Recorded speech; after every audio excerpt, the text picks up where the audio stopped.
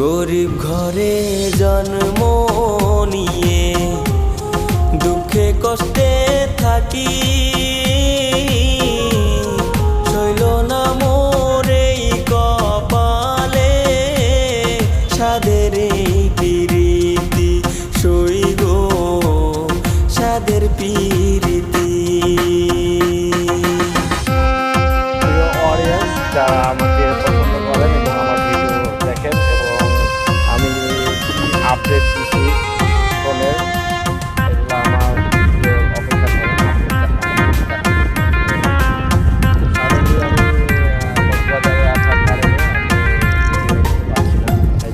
যদি শুনি আমি